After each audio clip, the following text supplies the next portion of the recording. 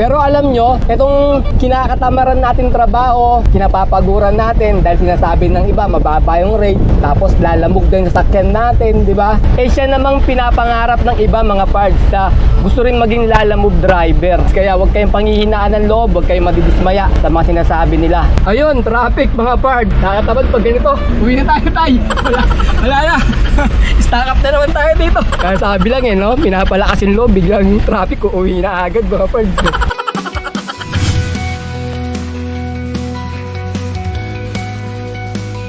Good day mga pards! Today is another booking day na naman tayo. October 19 ngayon, 2024. Time check, 9:25 AM. Meron tayong first booking. Multiple drops to mga pards. From San Bartolome to Manila, then going to Bacoor sa halagang 1,422. Ang layo ng pickup location ay 4.5 km. 1,000 kg to mga pards. Papunta na kami sa may pickup location. Ano yan? 280. Yan din? Ito rin, 280 rin to eh. Tanong ko muna rito. Hindi lang. Meron pa din magtanong. May kailangan yung diyan? Ano yun? Pickup sir. Ito yun? Ah, sige. Oh. Yup. Tulong, di kaya sa loob. Ako na po yan. Dulo sir, dulo. Kasi may kukunin pa kami. Ayan. Hindi tayo nakalabas. Ayun, kasya. Sige sir, salamat sir ha. Yung booking pa natin mga parts, dalawa pick up nito at isang drop off. Ayun, na-pick up na natin yung una. Pupunta naman tayo sa pangalawang pick up natin sa may Binondo, Manila, ang second pick up. Ang layo ng second pick up natin ay 7. Ang layo ng second pickup natin ay 17 km. Alright, let's go! Sabi nila, ang sipag daw namin ni tatay mga pard. Pero ang totoo talaga mga pard, tamad talaga kami ni tatay bumiyahe. Gusto nga namin nasa bahay na lang nakahilata eh. Ay si tatay pa cellphone nakahilata, gusto sa bahay. Nagsisipag-sipagan na lang kami ni tatay. Kasi kailangan mga pards eh. Ikaw ba naman 4 na bunga kayong pinapakain mo eh. De, pero talaga, kailangan natin kumayod mga pards eh. Kasi una, si anak ko, kakagraduate pa lang mga pards. Bagong pasok pa lang sa trabaho, kailangan niya ng baon na araw-araw tsaka pamasahe. Tapos yung anak ko, yung pangalawa, college, nag-aaral. Kaya kailangan niya ng mga tuition at gastos sa eskwelahan. Tapos yung baon niya na rin araw-araw tsaka pamasahe, di ba? Tapos yung asawa ko katrabaho din. Sa akin din nanggagaling yung pamasahe niya mga pards, yung pangkain niya. Galing eh no, sa akin pa nanggagaling yung pamasahe tsaka pangkain niya mga pards. Tapos pang-apat, sarili ko mga pards kasi magastos tayo eh. Lagi tayong umuorder sa mga Shopee. Saan kumakain sa mga masasarap na pagkain, mga restaurant, mga ganyan, magastos tayo. Kaya kailangan natin kumayod, kailangan natin magsipag mga pards. Kaya ayun ang dahilan, kaya nagsisipag-sipagan kami ni tatay. Pero alam nyo, itong kinakatamaran natin trabaho, kinapapaguran natin dahil sinasabi ng iba, mababa yung rate, tapos lalamog din sa sakyan natin, di ba? Eh siya namang pinapangarap ng iba mga parts na gusto rin maging lalamove driver. Kaya kung sa tingin mo, pinanghihinaan ka ng loob dahil sa mga sinasabi ng iba, di ba? Isipin nyo rin mga parts, marami rin gustong ibang tao na gusto rin maging isang lalamove driver na huwag kayong maniniwala sa mga sinasabi ng iba. Basta maniwala kayo sa sarili nyo. Ayun, traffic. Nakatabad pag ganito. Uwi na tayo. Wala na. Stack up na naman tayo dito. Kaya sabi lang no, pinapalakas yung loob, biglang traffic, uuwi na agad mga pards.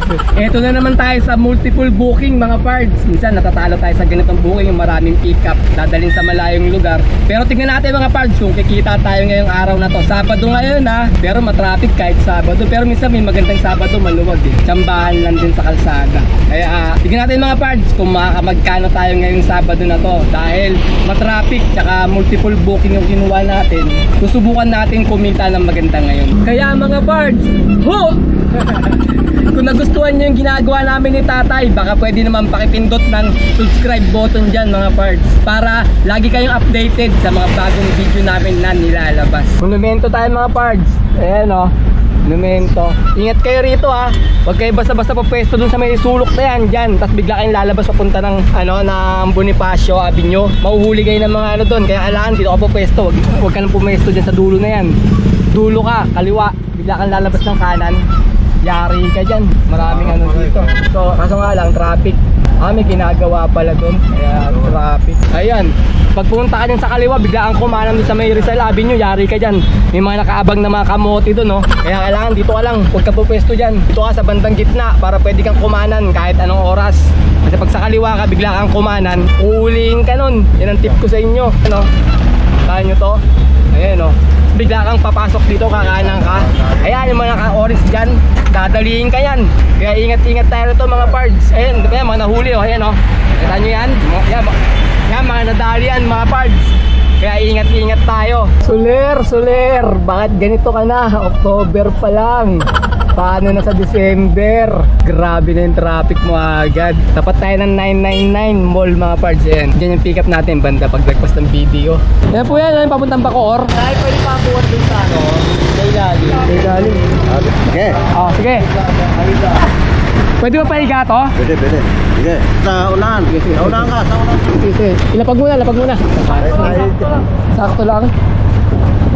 Thank you po. Okay, sige. Salamat. Okay, papunta na tayo ng drop-off location. Ang layo ng drop-off location ay 23 km.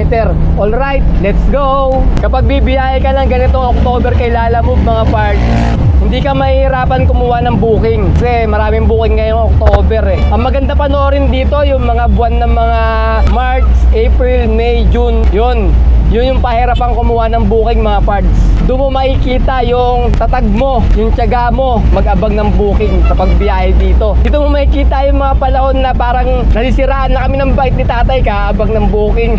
Kasi mahirap talaga kumuha, lalo na mapapadpad ka sa mga lugar na medyo mahina yung booking. Yun, ang hirap maghintay nun, talagang tsatsagay mo talaga.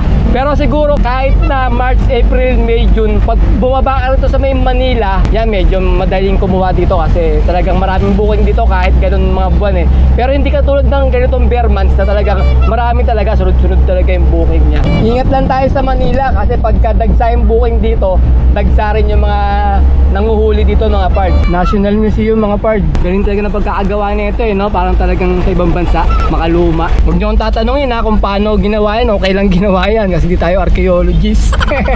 Tanong nyo kay Kuya Kim. Yun, kay Kuya Kim Atienza, baka alam niya yan. Kuya Kim, ano na? Saka huwag nyo rin tatanong sa pinante ko ha, wala rin alam yan. Akin na lang alam ayusin yan. Walang alam sa history yan.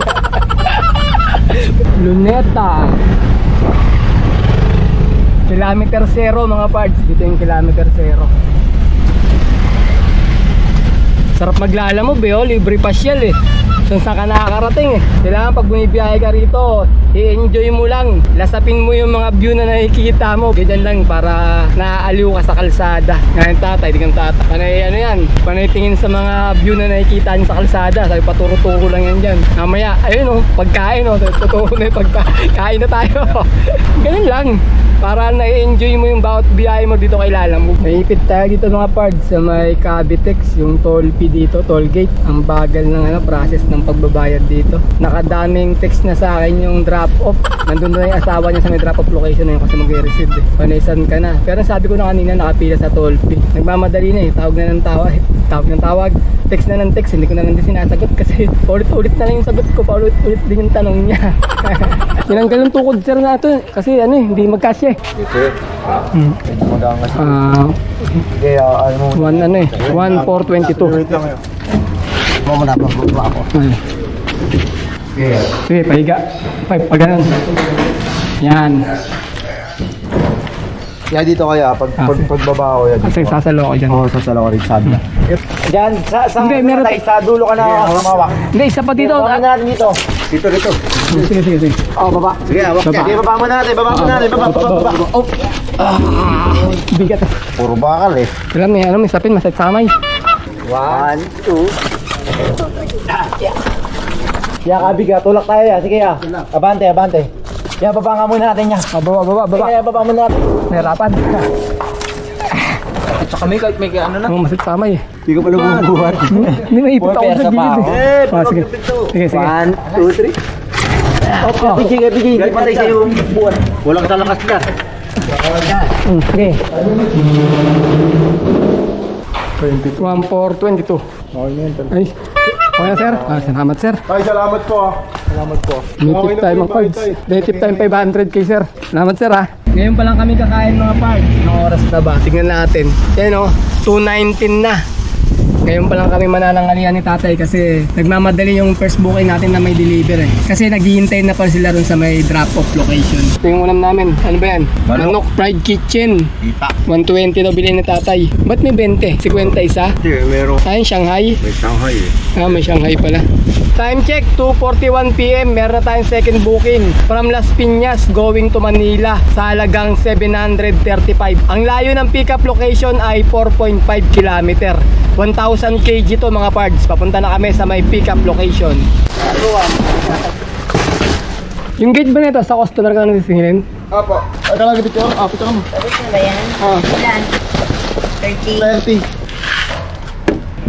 Teka, hindi pa tapos.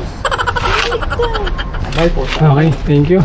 Okay, papunta tayo ng drop-off location. Ang layo ng drop-off location ay 22 km.